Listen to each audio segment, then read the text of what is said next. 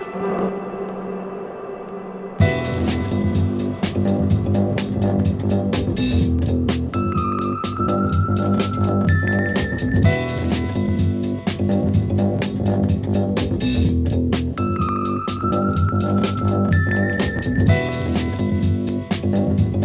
think I've spent a long time building up a situation where people are coming to see me, they know that I do stuff like that. I think if you look at all the different types of music I've made and all the stuff I've done over the years, it's always hinted at this kind of sort of eclecticism. I like all my favourite DJs, the best bits are always when they play something you just never ever expect and it works brilliantly, you know. Alright, so I'll just pull out stuff I'm playing. Quartet pulling records out at random. Yeah, what have I got? First one here, Malcolm Cecil, Radiance. He was one of the guys in Tonto's Exploding Headband who they programmed all the synths and stuff for Stevie Wonder and people like that. And this is on Unity Records, which is one of my favourite new age labels. Next I've got the Don Cherry record in here. This is probably my favourite Don Cherry record. Organic Music Society it's called. Yeah, Don Cherry's one of my all-time favourite musicians, I think, and interested in everything he's done. Kind of combination of, you know, he's got all the kind of jazz background stuff, but he does this really beautiful sort of melodic sort of trance music stuff. Again, like Terry Riley's on this record with him, doing all this kind of drone stuff and things, and it's just really, beautiful record. Joan LaBarbera, Tape Songs. Very cool cover, woman covered in tape. She's Joan LaBarbera, like a vocalist who did all these early kind of like cut up sort of vocal experiments. She's done about kind of 3 records or so, and this is one that I found recently that I've been looking for a long time. And I know, especially nowadays when everything like chopped up vocals are so in fashion, like every record that comes out of London these days has got a chopped up vocal of some sort on it, and this is the beginning of that. You know? Yeah, she's well ahead of it.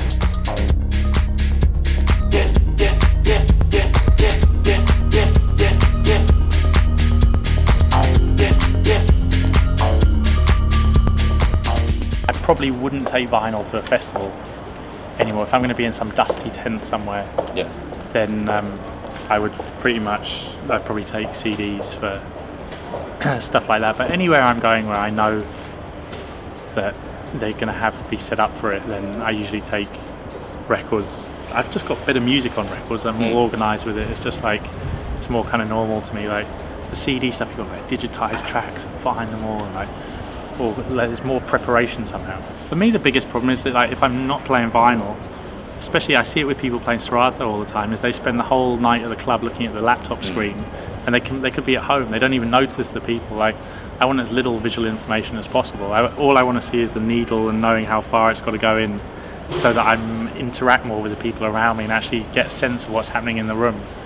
Because I see a lot of people nowadays whip out Serato and play a kind of prepared set on Serato, and I'm just like, where's the connection between the crowds and the DJ at this point? You know, it's like the DJ's doing a performance for the crowd, and I'm also like, I do a lot of live stuff, and that's what that's about. You know, it's like people going to see someone do a live performance of their thing, whereas DJing for me is about like the spare of the moment, and that atmosphere, and that room at that time, and being completely, you know, able to move into any different direction with the crowd at any point.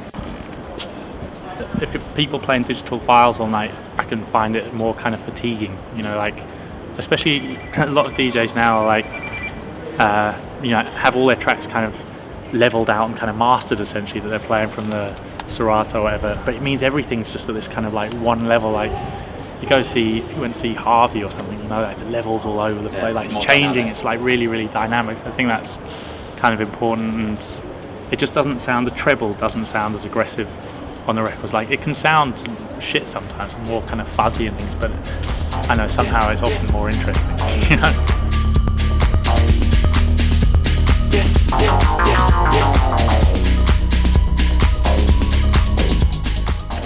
Oh, this is very fact-friendly. Kamikaze, Ghetto Coyote. It's like a grime classic, but super like melodic and beautiful. And it's one of those kind of lost in the snow amazing like Yeah, vinyl. yeah, it's a wicked record. Very happy to have found a copy of this. Next, in here, Time. On like that's a great sleeve as well. I've got that. One of the like Prince side projects, and it's not about the time. It's got this track on the B side called Tricky, which was it's on a 7-inch and it's on this 12-inch, which is just Prince like messing around in the studio. It's like screaming about fried chicken or something just over drums. Good Indian record, Lootmar, like Bollywood soundtrack thing. This is a good African one I got the other day. James Danso, kind of like a high life sort of thing, but it's got like moogs and stuff on it, like really good and kind of 4/4. This is like can be a club record as well. Even it's about the combination of it all, you know, and like often one of the things that's been happening recently is like I'll be working on a lot of new music and I'll try it out when I'm playing out, and that's become really important to me and really like can hugely change maybe the track I'm making at the moment, like how that's going to turn out, whatever, depending on how it sounds and kind of goes down in the club and stuff. So those moments have become really kind of important.